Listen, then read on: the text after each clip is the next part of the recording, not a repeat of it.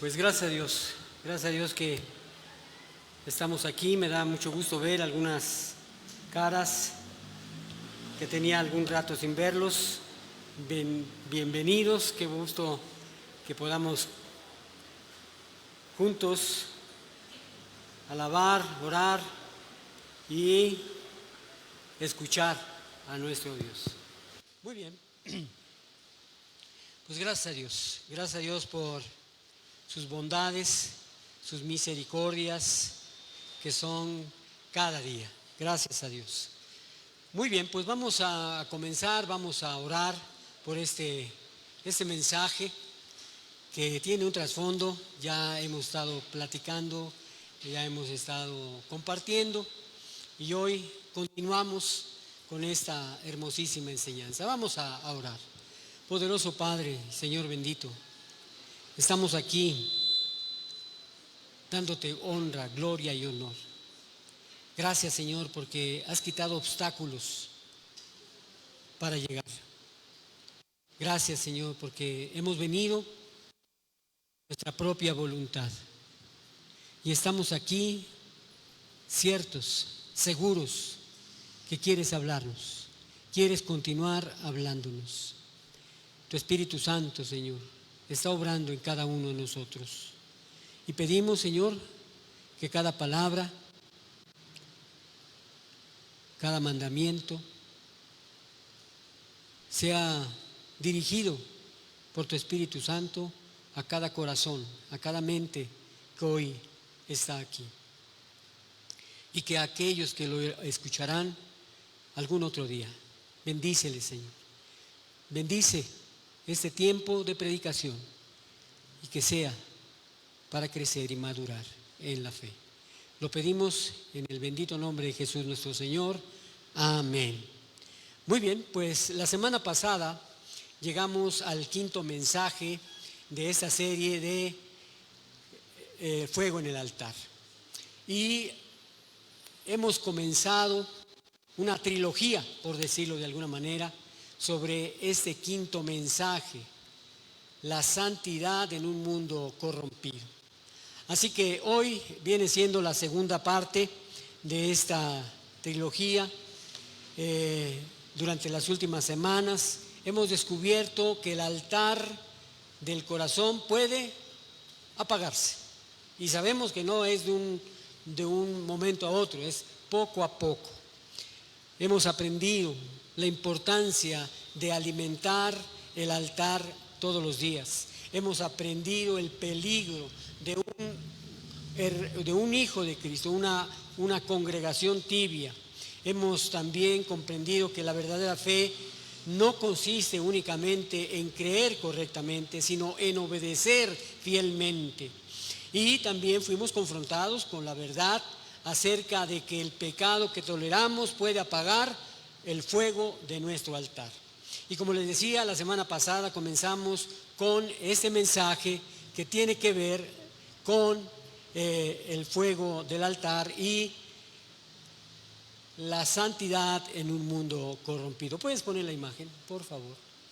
Así que veíamos que, considerando lo que hemos venido aprendiendo en esta serie, este tema de la santidad en un mundo corrompido merece un tratamiento especial, un tratamiento amplio y profundamente bíblico. Así que por eso nos dimos a la tarea de comenzar primeramente con el mensaje de la semana pasada que habla que Dios sigue llamando a la santidad. Y el día de hoy, con la ayuda del Señor, vamos a ver que la santidad empieza en el corazón.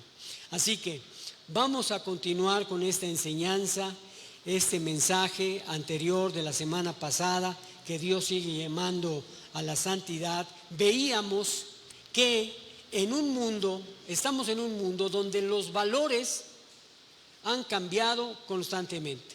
Hicimos hincapié en que los valores que antes eran buenos, ahora se han convertido en malos. Y los que eran malos, ahora se han convertido en buenos. ¿Por qué? Porque tenemos una sociedad, un mundo donde los valores cambian constantemente. Pero también veíamos que Dios es inmutable, que continúa su llamado a su pueblo para vivir en santidad. Ese llamado no nace de un legalismo, no, y vamos a hablar más ampliamente sobre esto. Este llamado no nace del legalismo ni de un conjunto de reglas, sino del mismo carácter de Dios. Sed santos porque yo soy santo, dice el Señor. Así que la santidad, veíamos, significa pertenecer a Dios y reflejar su carácter en medio de una sociedad que todos sabemos, todos vivimos, una sociedad corrompida. Esa es la situación. No somos llamados a ser como el mundo, a parecernos como el mundo. Por supuesto, el mundo atrae, influye. Incluso si nos descuidamos, el mundo puede influir en nosotros y descuidadamente podremos aspirar a ser como el mundo, pero no somos llamados a ser como el mundo. Nosotros hemos sido llamados a parecernos a Cristo. Así como los primeros creyentes que enfrentaron una sociedad, una cultura hostil y permanecieron fieles, hoy también tú y yo, como hijos de Dios, somos desafiados a vivir de una manera diferente del resto del mundo. La santidad que Dios nos llama, no nos llama para que la santidad sea para nosotros una carga difícil o imposible para llevar. La santidad no es un requisito para sentirnos cargados. La santidad no es un requisito para ganar el amor de Dios. Es la respuesta agradecida de quienes ya han sido alcanzados por su gracia. El verdadero avivamiento, veíamos la semana pasada, siempre produce una vida santa, porque el fuego del Espíritu no solo conmueve el corazón, sino que transforma toda nuestra manera de vivir. Y ahora te digo, yo considero que este segundo mensaje de la santidad empieza en el corazón, es el corazón doctrinal de toda la serie Fuego del Altar. Así que vamos a poner atención, vamos a percibir la voluntad de Dios para nosotros y que hoy nos lo hace saber a través de este mensaje.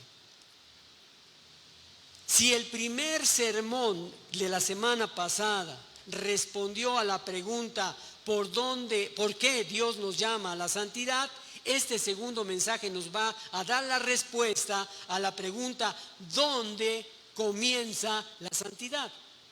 ¿Dónde comienza la santidad? Y creo que una de las mayores necesidades de la iglesia de hoy, de estos tiempos, es recuperar la enseñanza de que la santidad es principalmente un cambio de conducta. La santidad es principalmente un cambio de conducta. Pero más aún y más profundamente es una transformación del corazón. Una transformación del corazón. Y ese es uno de los énfasis más importantes del ministerio de Juan Wesley. Así que ese mensaje está basado otra vez en 1 de Pedro 1, del 15 al 16. Si quieres abrir tu Biblia, o si ya te lo aprendiste de memoria, estaría perfecto, pero vamos a leer esta porción de las Escrituras. 1 de Pedro 1, 15 al 16. Y vamos a hacerlo todos a una sola vez y recuerden que vamos a leer la palabra del Señor. 1 de Pedro 1, del 15 al 16. Ya todos lo tenemos. Si ves que a alguien le cuesta trabajo, ayúdale a encontrar 1 de Pedro capítulo 1, versículos del 15 al 16. Vamos a leerlo todos juntos, que se oiga fuerte. Dice la palabra del Señor: sino como aquel que os llamó es santo, sed también vosotros santos en toda vuestra manera de vivir.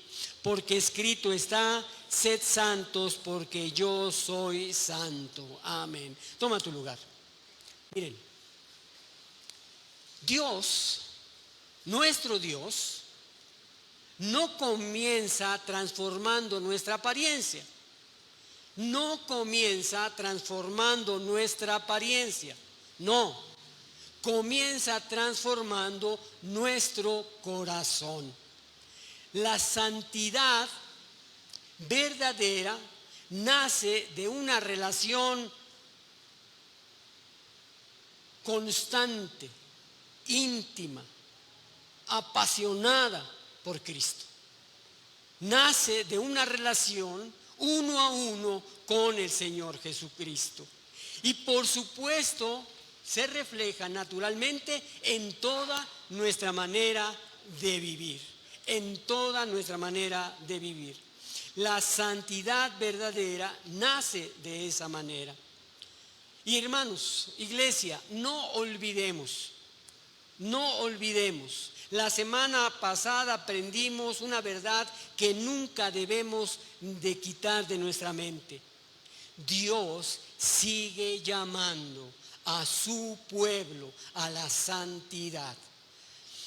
No porque quiera martirizarnos, no porque quiera que sea una carga, sino porque desea que reflejemos el carácter de Cristo, el carácter de Dios. Pero bueno, seguramente viene una pregunta inevitable, inmediata para muchos. Vamos a leer de nuevo 1 de Pedro 1, 15 al 16, pero vamos a leerlo en la Nueva Versión Internacional. Dice: más bien, sean ustedes santos en todo lo que hagan, como también es santo quien los llamó, pues está escrito: sean santos porque yo soy santo. ¿Y cuál es la pregunta inmediata? ¿Cómo se llega a ser santo? ¿Cómo se llega a ser santo? Mira, muchísima gente podría responder: bueno, pues hay que dejar algunos de esos pecados que tenemos. Y piensan que de esa manera van a ser santos. Algunos otros piensan también: bueno, hay que hacer más obras buenas. Y buscan la manera de que se vean las buenas obras. Otros más pueden pensar: bueno, hay que cumplir todas las reglas que nos pongan en la iglesia. Y entonces, esa es la respuesta: ¿cómo se llega a ser santo? Y piensan de esa manera. Pero cuando abrimos la Biblia, cuando leemos su palabra, descubrimos que Dios siempre trabaja en un orden diferente, de un orden diferente. Nosotros solemos empezar por la conducta, sí, pero Dios comienza en el corazón. Nosotros queremos cambiar el fruto, pero Dios quiere cambiar la raíz. Así que, porque Él sabe que un árbol nunca cambia simplemente pegándoles frutos nuevos. Por eso Él cambia desde la raíz. Él cambia desde adentro. Y ese será precisamente el tema de hoy durante esta predicación. ¿Qué es las palabras que pronunció Pedro? Sed santos, sed santos. Ahora, vamos a observar cuidadosamente, no pierdas estos detalles. Dice: sed santos. Pedro no dice: hagan cosas santas. ¿Estamos de acuerdo? Dice: sed santos, no hagan cosas santas. Dice: sed santos. Y si apreciamos bien, hay una enorme diferencia. Hacer habla de ¿qué? De acciones. Y ser habla de identidad. Entonces no es lo mismo hacer qué ser. La conducta siempre nace del carácter. Entonces, la santidad verdadera comienza cuando Dios transforma quiénes somos. ¿Quiénes somos? Y aquí encontramos otro de los grandes peligros de la vida cristiana: confundir la santidad con el legalismo. Y tenemos que hacer énfasis en eso, porque muchos, sin darse cuenta, están cayendo en el legalismo. Es más, conozco, o sé más bien, de iglesias que son completamente legalistas. Y vamos a ver la diferencia entre santidad y legalismo. La santidad empieza en el corazón, pero hay una diferencia entre legalismo y santidad. Fíjate bien, estamos en un ambiente, en un tiempo, en una época donde la palabra santidad produce reacciones diferentes. Ya lo hemos comentado. Algunos lo rechazan porque la asocian a una lista interminable de reglas. Yo me acuerdo que familia mía me decían cuando me convertí a Cristo y me decían: oye, Juanito, ¿y ya no te dejan hacer esto? ¿Y ya no te dejan hacer aquello? Y ahora tienes que estar muchas reglas, porque esa es la percepción que se tiene, ¿verdad? Se tiene de la palabra santidad. Otros la reducen a ciertas normas externas y otros simplemente ni se interesan porque consideran que es imposible ser santos. Pero antes de continuar debemos responder una pregunta: ¿qué es el legalismo? Para saber si no hemos caído ahí o el peligro que tenemos de caer ahí en el legalismo. Vamos a ver qué es el legalismo. El legalismo, amados hermanos, consiste en creer que podemos agradar a Dios o ganar la aceptación por medio del cumplimiento externo de reglas. El legalismo pone toda la atención en la apariencia. Vamos a ver algunos ejemplos que nos pueden ayudar a identificar una religiosidad centrada en las apariencias. Y lo vamos a ver, pero sin caer en un tono de condenación. No. El legalismo pone toda la atención en la apariencia. Por ejemplo, pregunta: ¿cómo te debes de vestir? ¿Cómo te vistes? Ahí empieza el legalismo. ¿Cómo te vistes? ¿Qué es lo que haces? ¿Qué dejas de hacer? Hermanos, el legalismo evalúa la espiritualidad casi exclusivamente por las conductas externas. Sí pueden producir personas que parecen muy religiosas, pero cuyo corazón permanece alejado y muy alejado de Dios. Y vamos a ver concretamente algunos ejemplos, por si los ves o los practicas. Mira, el primer ejemplo de legalismo son la apariencia exterior, las actividades religiosas, la lista de prohibiciones, compararse con otros, obedecer por obligación y no por amor. Vamos a ver cada uno de ellos. El primero, la apariencia exterior. Cuando alguien está en el legalismo por medio de la apariencia exterior, dice: porque me visto de tal manera muy formal para ir al culto, entonces soy más santo que otros, ¿verdad? Porque viene impecable. Eso es una manera de apariencia exterior. Otros dirán: como uso determinada ropa o uso ciertos accesorios, yo agrado más a Dios. Y sé de iglesias que ven llegar a alguien inapropiadamente de acuerdo a su legalismo, que hasta le llegan a poner cobijas en la parte de atrás de la espalda de una mujer.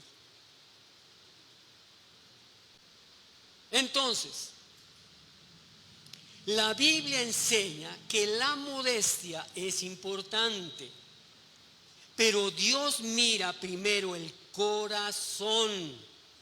Primera de Samuel 16:7 en la Nueva Versión Internacional dice: pero el Señor le dijo a Samuel: no juzgues por su apariencia o por su estatura, porque yo le he rechazado. El Señor no ve las cosas de la manera en que tú las ves. La gente juzga por las apariencias, pero el Señor mira el corazón. Entonces, debemos de tener cuidado del legalismo a través de la apariencia exterior. Otro ejemplo es las actividades religiosas. Mira, alguien puede decir: nunca, jamás he faltado a un culto. Llueva, truene, relampaguee, yo estoy en el culto domingo tras domingo. Por lo tanto, yo estoy bien con Dios. Otro podría decir: participo en todos los ministerios, así que mi vida espiritual debe estar saludable. Participo en todos los ministerios. Tal vez haya hombres que quieran venir a ver que enseñan a las mujeres, o tal vez mujeres que quieran venir a ver que les enseñan a los hombres, porque quieren participar en todas las actividades. Obviamente no es correcto, pero piensan que la actividad religiosa los puede llevar a una vida espiritual más saludable. Pero déjame decirte algo: es posible asistir a todas las reuniones y al mismo tiempo haber perdido el primer amor. Otro ejemplo: la lista de prohibiciones.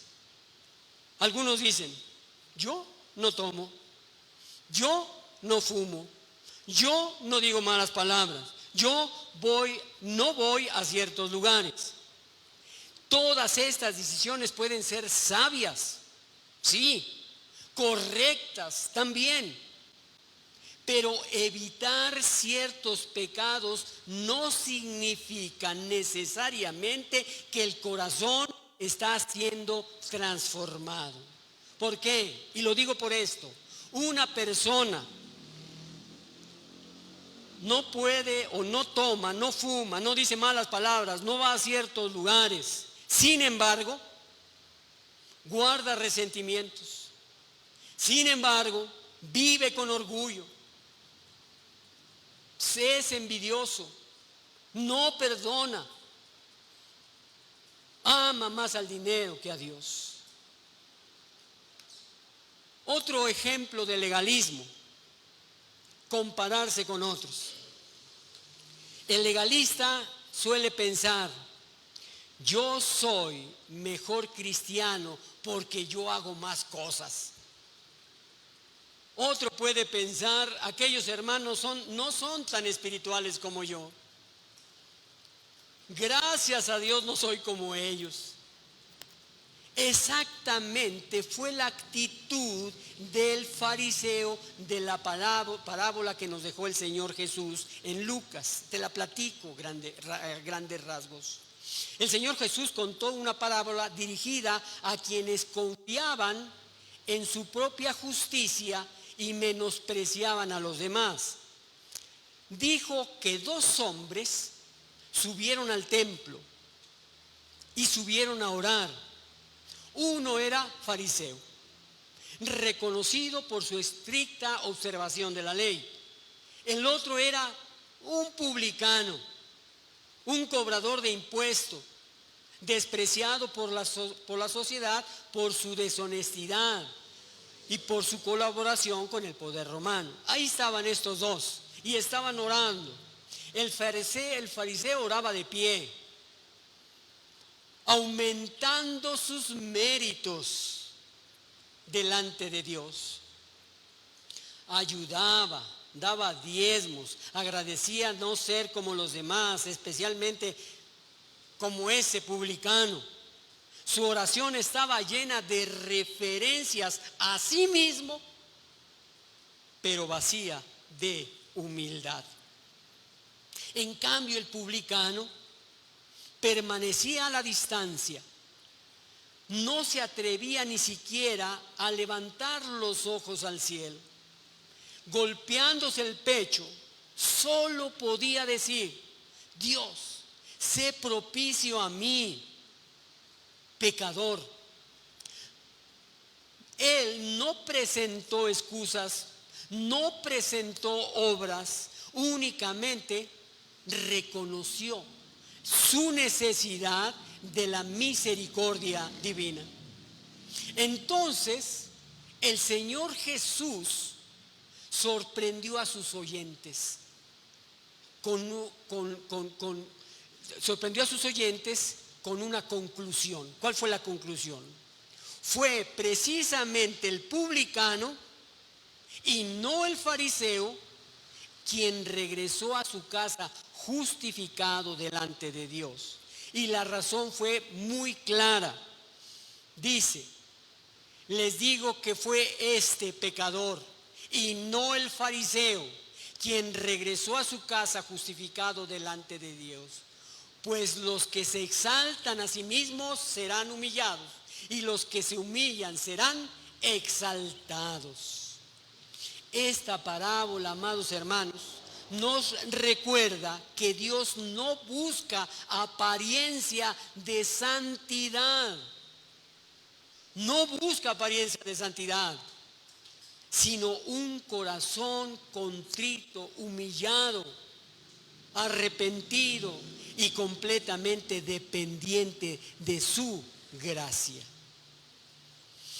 Un ejemplo más de legalismo: obedecer por obligación y no por amor. Muchos sirven porque les toca. No, pues ya me tocó, pues voy a servir.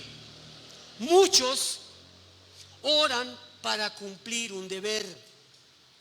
Otros leen la Biblia solo para cumplir con un plan de lectura. Dan su ofrenda únicamente para no sentirse culpables. Exteriormente, todo parece correcto, pero el corazón no disfruta la comunión con Dios.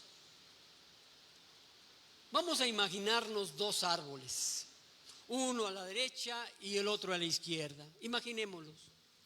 El primero tiene hojas verdes pegadas con diurex. Todo el árbol tiene hojas verdes pegadas con diurex. Imagínatelo. Y de lejos, ¿qué vamos a ver? Un árbol que parece lleno de vida, pero está seco por dentro. Sin embargo, el segundo árbol tiene raíces profundas que reciben agua constantemente, y sus hojas y sus frutos aparecen de manera natural. Entonces, ¿qué hace el legalismo? Pega hojas al árbol. El Espíritu Santo transforma las raíces. Hermanos, la santidad bíblica no consiste en aparentar vida, no, sino en recibir vida del Señor Jesucristo. Y antes de preguntarnos ¿qué ropa me debo de poner?, antes de preguntarnos a qué lugares sí puedo ir, antes de preguntarme qué actividades debo de realizar, fíjate lo que primero te pregunta Dios. Dios te pregunta: ¿me amas? Dios te pregunta, ¿tu corazón me pertenece? Y Dios te pregunta, ¿buscas agradarme o impresionar a las personas? ¿Tus obras nacen del amor o del deseo de ser aceptado? Eso te pregunta Dios. La santidad, amados hermanos, comienza en el corazón y se manifiesta en toda nuestra conducta, estemos donde estemos. El legalismo intenta cambiar la conducta. El legalismo intenta cambiar la conducta para aparentar un corazón santo. El legalismo intenta cambiar la conducta para aparentar un corazón santo. El evangelio transforma el corazón para producir una vida santa. Mira, como enseñaba Juan Wesley, la santidad no consiste simplemente en evitar ciertos pecados externos. La santidad no consiste simplemente en evitar pecados externos, sino en que el amor de Dios gobierne las intenciones, que el amor de Dios gobierne los afectos y que también las acciones sean gobernadas, las acciones del creyente.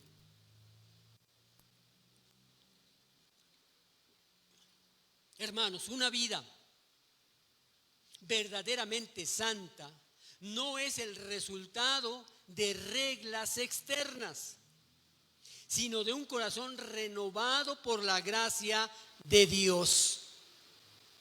El legalismo pone toda la atención en la apariencia, pero el legalismo raramente pregunta cómo está tu corazón delante de Dios. Hermanos, la santidad bíblica es completamente distinta. La santidad nace cuando un corazón transformado por la gracia comienza a amar lo que Dios ama y comienza a aborrecer lo que Dios aborrece. Y esto es una diferencia abismal. El legalismo cambia comportamientos por presión y la santidad cambia por deseos, deseos de amar, por deseos, por amor. El legalismo produce orgullo o frustración y la santidad produce humildad y dependencia.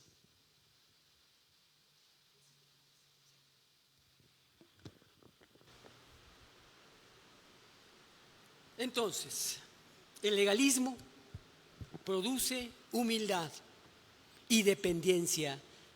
La santidad produce humildad y dependencia de Cristo. Fíjate bien, el legalismo pregunta, ¿cuál es el mínimo que debo de hacer? Porque no se preocupa por hacer más. Pero la santidad pregunta, ¿cómo puedo agradar más a mi Señor? Y podemos ver el ejemplo de los fariseos, porque ellos limpiaban el exterior mientras descuidaban el interior. Podían impresionar a las personas, pero Dios veía el corazón. El mismo Señor Jesús dijo en Mateo 15:8, este pueblo me honra con sus labios, mas su corazón está lejos de mí. ¿Qué advertencia tan más seria hace Dios a su iglesia? Es posible parecer muy religioso y al mismo tiempo tener un corazón muy lejos de Dios. Así que debemos hacernos preguntas sinceras, preguntas que nos hagan darnos cuenta de nuestra realidad ante Dios. ¿Estoy obedeciendo por amor o estoy obedeciendo por costumbre? ¿Sirvo a Dios porque lo amo o porque quiero que otros me vean. ¿He reducido mi vida cristiana a una serie de actividades?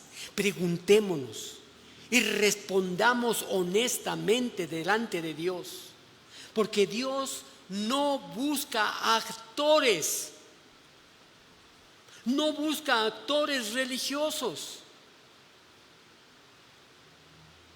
Busca hijos que le amen de todo corazón, hijos amorosos de Dios.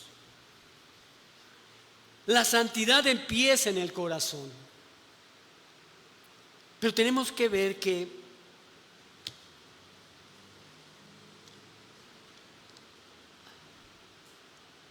hay otra.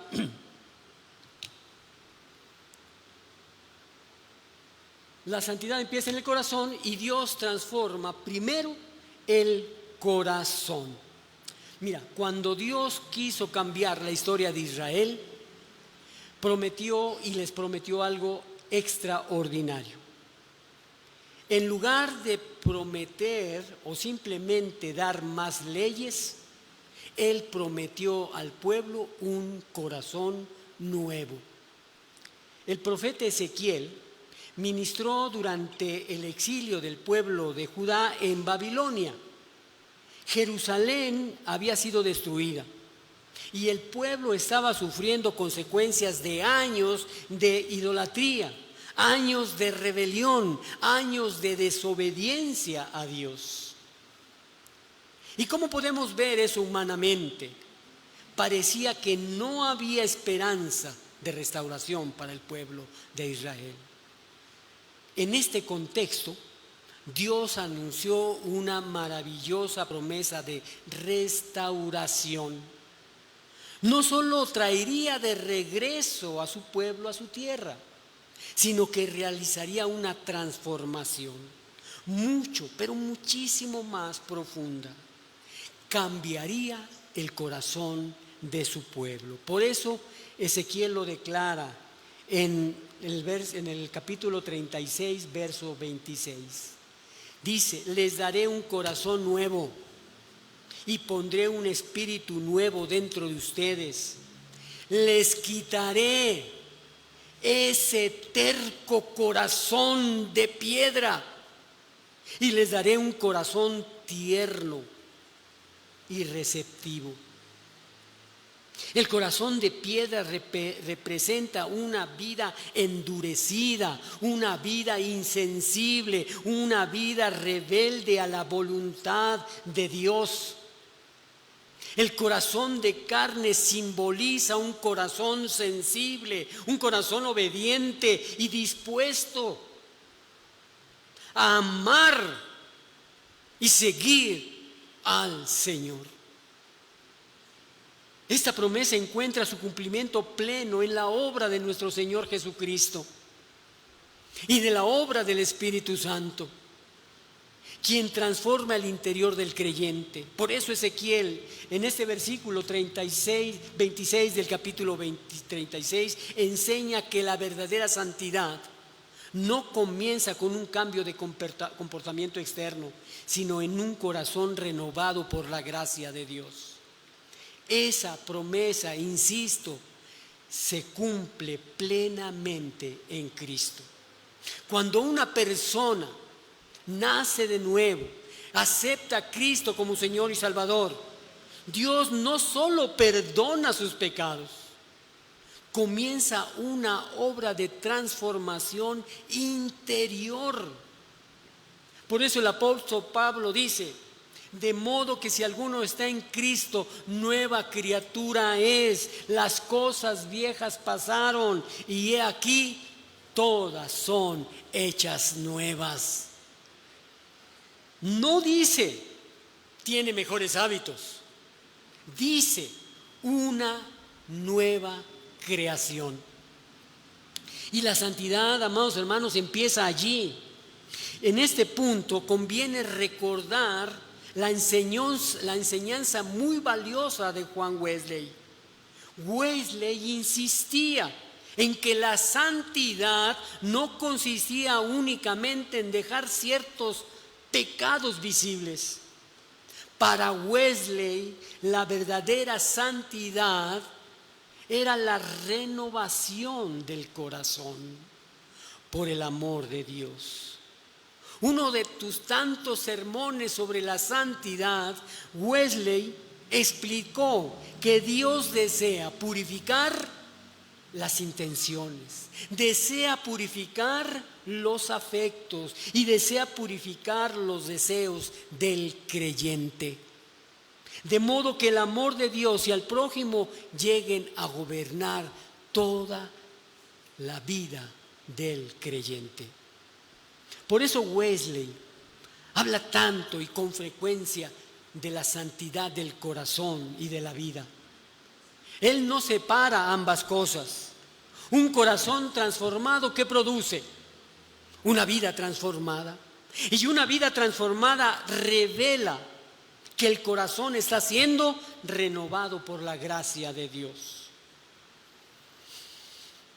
Esto evita extremos igualmente peligrosos. ¿Cuál?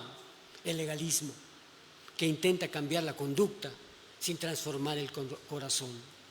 Y también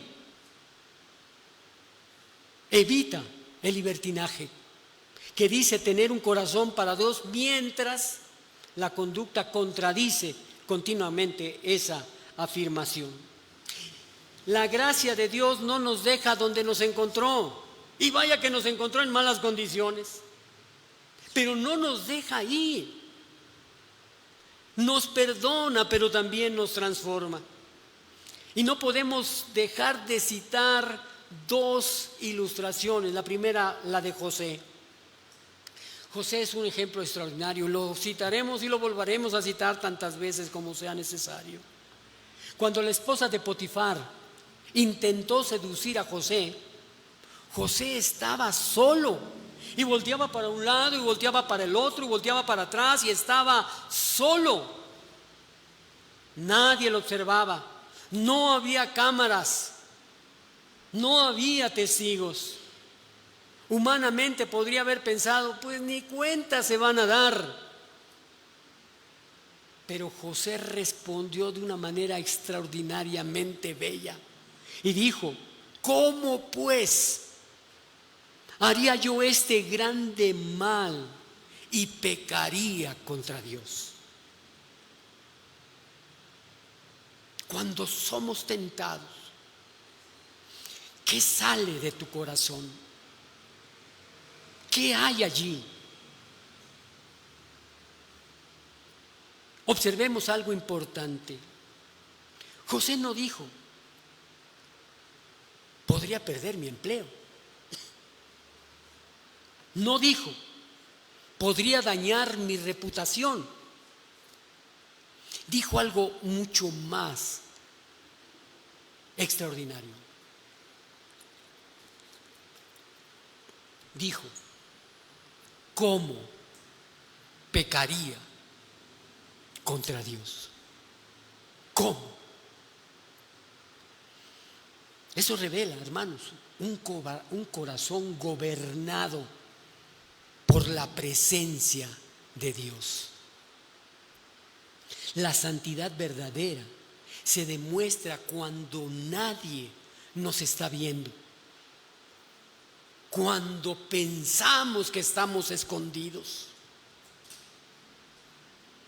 Hermanos, nuestro verdadero carácter aparece cuando estamos solos, cuando nadie ve, cuando nadie conoce nuestros pensamientos, cuando nadie supervisa nuestras decisiones. Nuestro verdadero carácter aparece cuando estamos solos. La santidad no depende de quien nos observa. Depende de aquel que está siempre con nosotros. Y también una ilustración excelente, la vida de Daniel. Veíamos ya en ilustraciones pasadas, Daniel vivió en una cultura completamente pagana. Todo a su alrededor lo invitaba a un compromiso espiritual ajeno a Dios. Sin embargo, Daniel tomó una decisión antes de que llegaran las pruebas. La Escritura dice en Daniel 1:8, Daniel propuso en su corazón no contaminarse. Y debemos de observar esta expresión, propuso en su corazón no contaminarse. Y la batalla se ganó primero en su interior, porque hubo batallas mucho antes de enfrentarse al horno, al foso de los leones, a la oposición del imperio. Daniel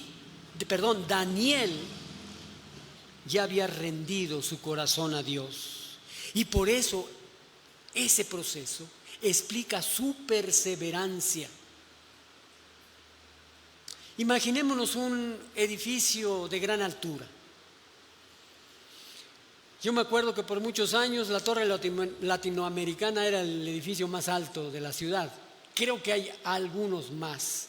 Pues en ese que tú estás pensando, imagínate ese edificio. Todos vamos a admirar esa fachada de un edificio impresionante, pero ningún ingeniero comienza construyendo la fachada. Todo comienza con los cimientos.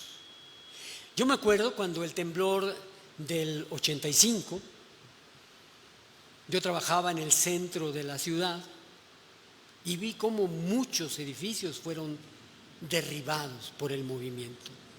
Pero en ese entonces se hizo del conocimiento general que el edificio de la Torre Latinoamericana estaba construido con unas cisternas como cimiento, de tal manera que el movimiento que llegaba a tener la tierra iba a hacer que se balanceara el edificio sin caerse.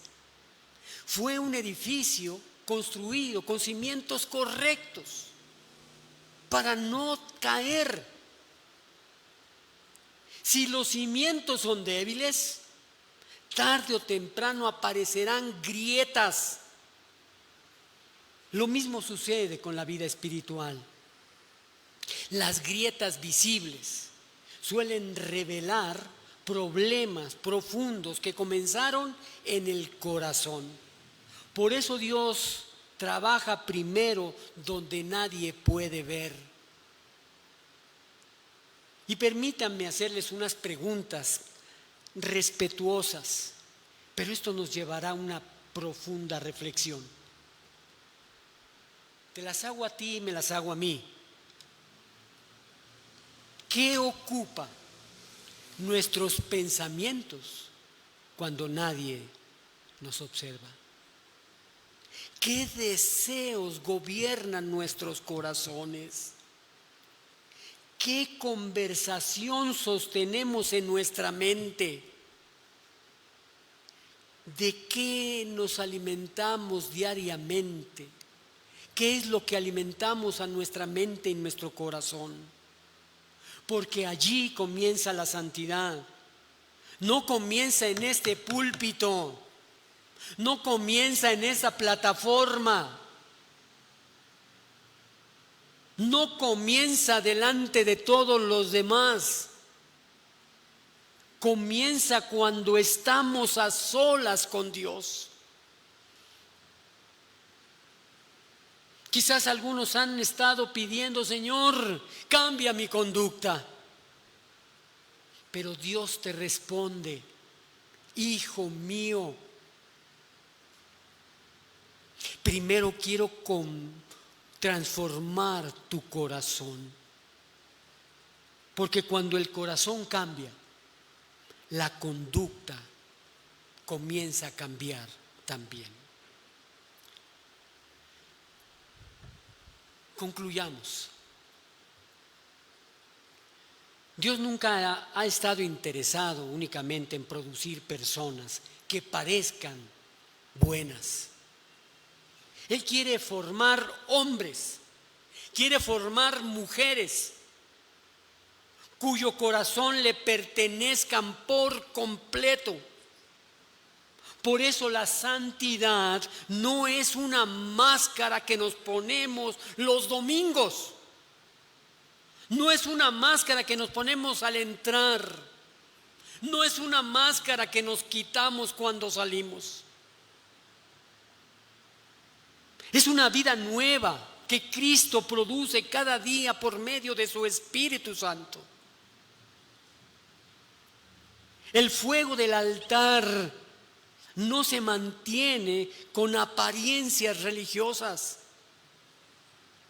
El fuego del altar no se mantiene con apariencias religiosas. Se mantiene cuando el corazón permanece rendido a Dios.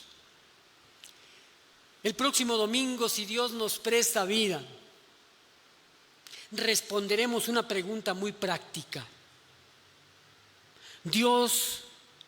Si Dios ya está transformando nuestro corazón, ¿cómo debe de verse esa transformación en la vida diaria?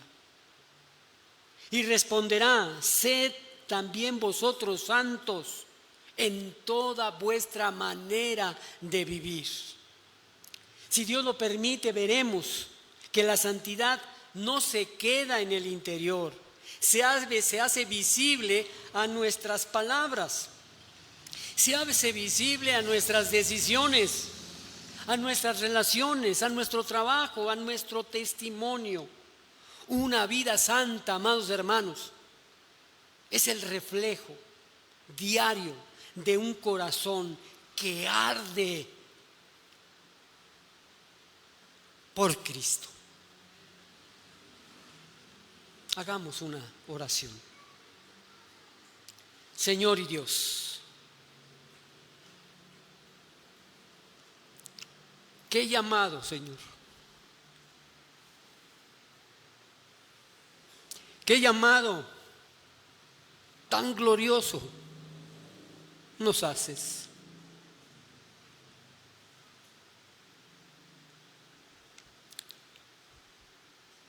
De ser santos.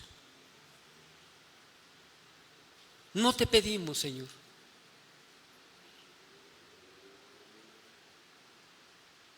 que cambies nuestros hábitos. Te pedimos que transformes nuestro corazón, que el fuego de tu Espíritu purifique mis pensamientos, que purifique mis deseos, mis motivaciones, para que toda mi vida refleje a Cristo. Te lo pedimos en el santo nombre de nuestro Señor Jesucristo.